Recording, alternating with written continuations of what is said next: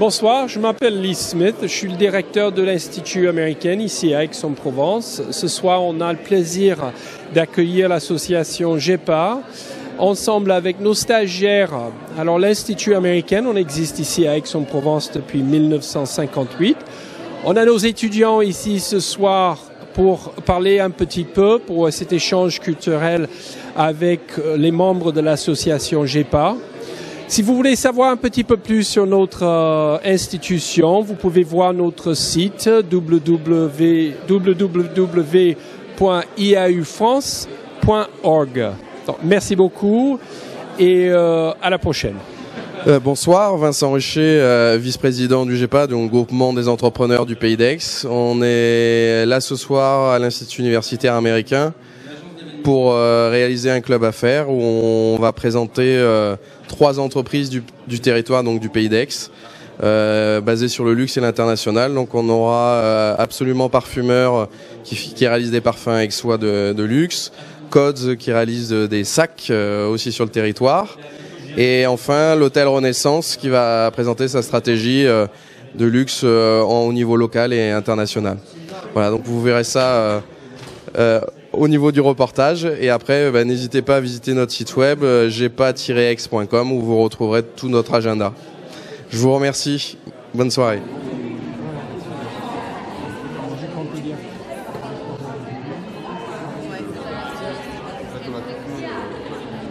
Je me présente, je suis Lee Smith, je suis le directeur de l'Institut américain, ensemble avec le président qui ne pouvait pas être là ce soir. On vous remercie tous pour être là parmi nous. Vous voyez, il y en a beaucoup de nos étudiants qui sont là ce soir. C'est très important pour eux cet échange culturel et de sentir une partie de la communauté aixoise. C'est pour ça qu'on vous remercie tous et on remercie chaleureusement M. Vincent Richer de nous avoir inclus dans cette soirée pour en fait faciliter et, comme je vous ai dit, renforcer ces échanges culturels. Hey students, tonight we are thank you for being here. Thank you all for being here as well. We have nearly 50 enterprises from the Aix area here tonight, represented here tonight. What you'll get in just a minute are some presentations from 3 different companies. One is a perfume company, the other makes luxury bags, and the third is the Renaissance Hotel, exactly, okay? So a lot of you students are here because you're interested in luxury products and the production of luxury goods here in France.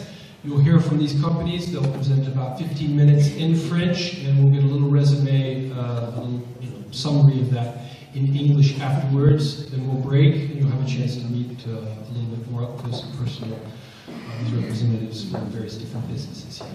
Voilà. Bon.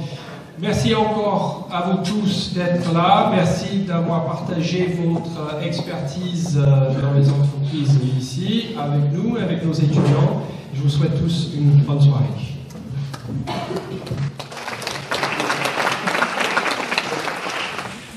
Donc, le parcours d'Absolument Parfumeur a été créé en fait sur la base d'une société qui s'appelle la Liquoriste Club de Provence, que j'ai fondée en 1999.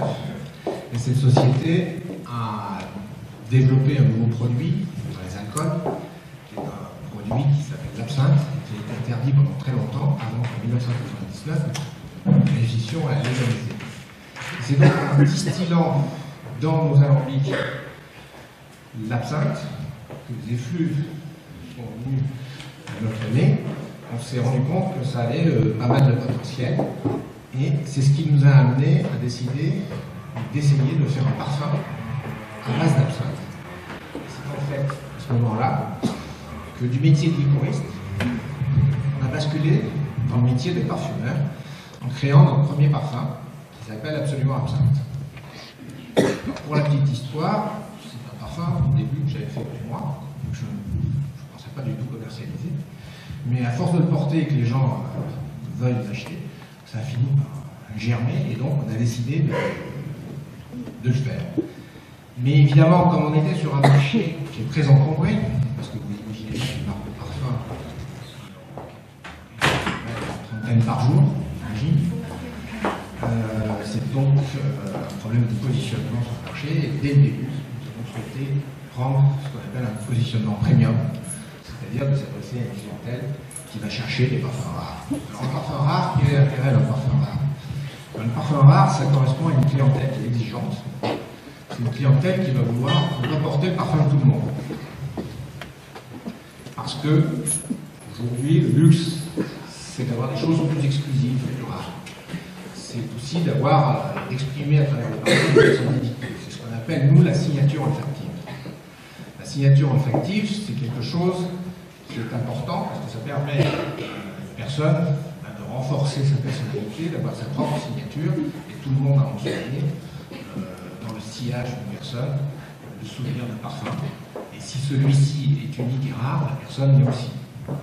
Donc avoir le parfum de tout le monde, c'est un peu moins bien. Donc c'est sûr qu'un parfum rare, déjà, il ne va pas se diffuser dans les grandes chaînes qui vendent du parfum à tour de bras et à tout le monde.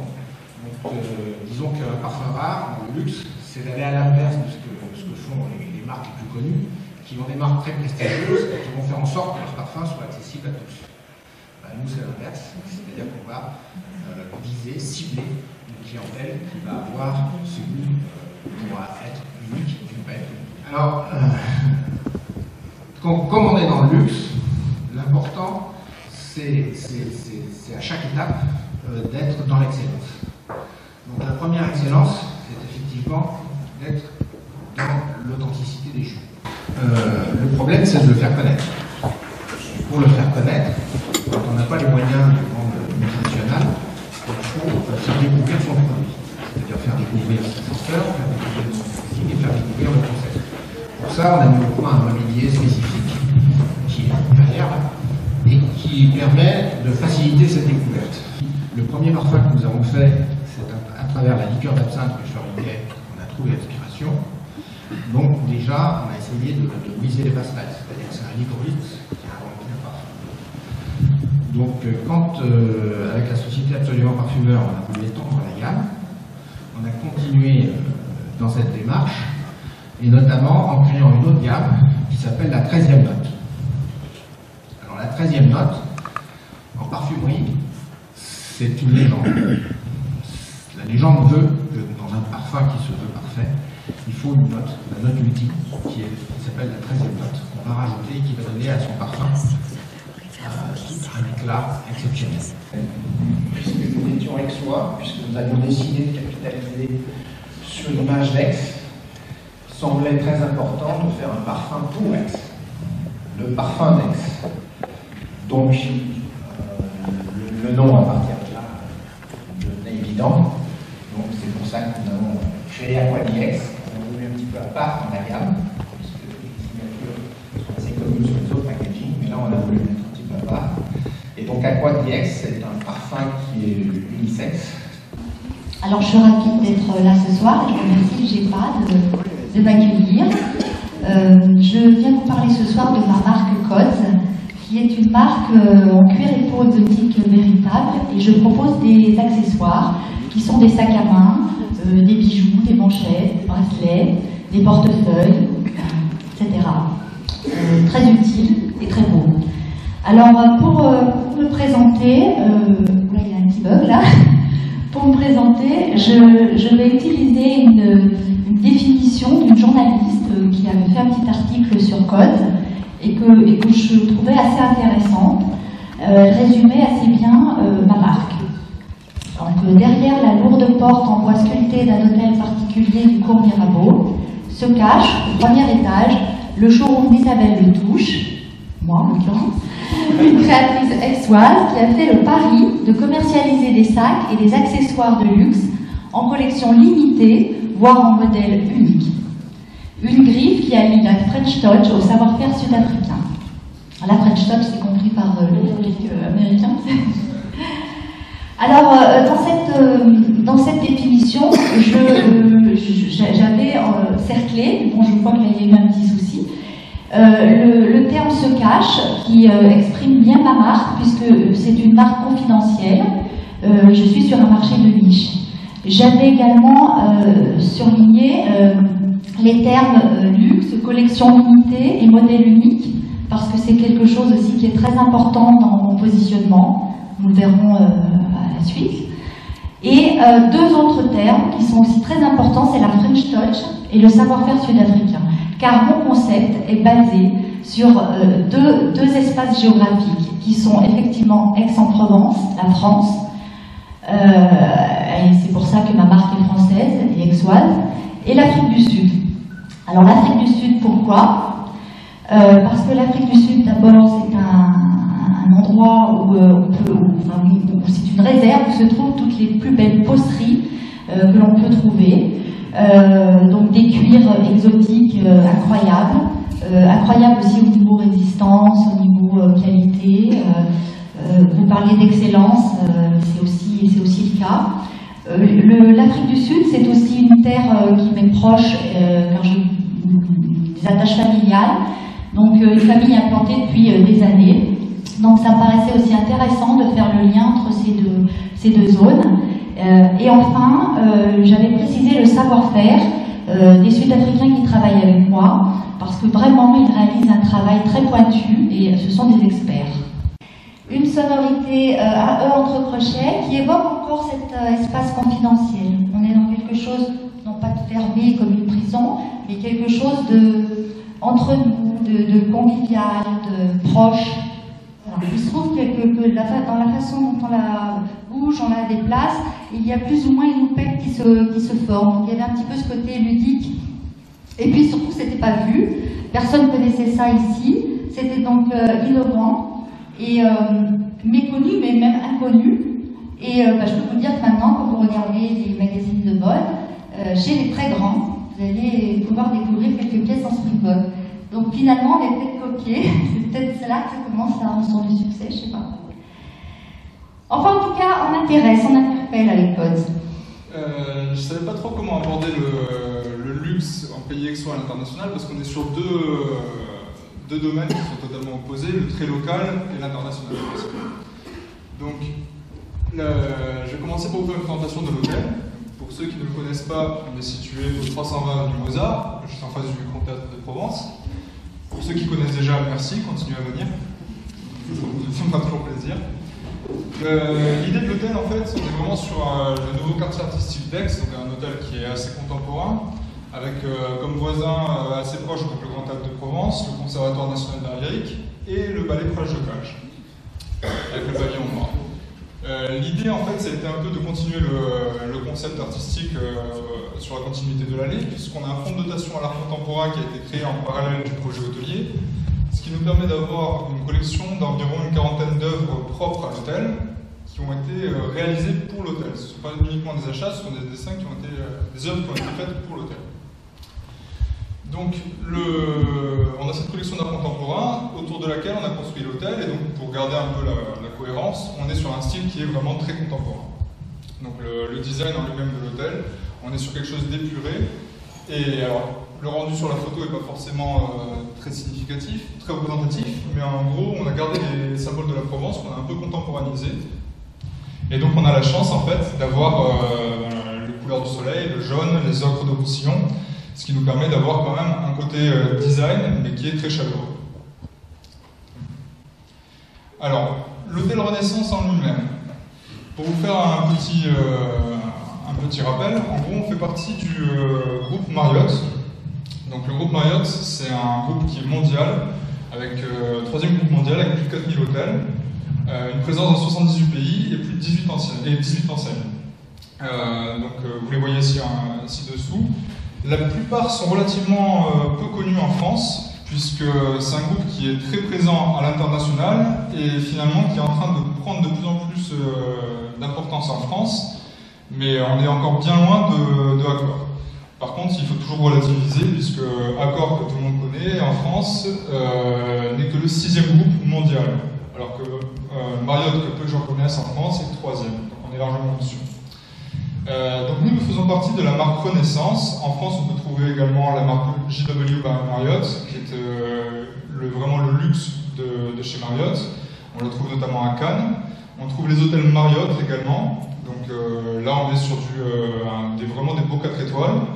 Et on trouve également la marque AC by Marriott, qui est également l'équivalent d'un Mercure, si vous connaissez la partie française. Donc j'ai appelé ça la force du groupe Marriott liée à l'identité de la marque Renaissance. Alors, contrairement à mes 2 collègues qui sont passés précédemment, nous on a la chance de faire partie d'un groupe mondial. Donc on va dire qu'en termes de moyens et de positionnement, on n'est pas du tout sur la même stratégie et la même façon de faire. C'est un gros avantage pour nous, il faut le reconnaître. Une puissance mondiale, une puissance de frappe mondiale comme ça, c'est quelque chose de vraiment très intéressant. Ça nous permet, pour vous donner un exemple, on a eu 30% de notre clientèle individuelle l'année dernière qui était américaine. Faire venir des Américains comme ça en un clin d'œil avec Aix-en-Provence, c'est quasi impossible. Et ce, on n'est pas encore bien commencé le démarchage aux États-Unis.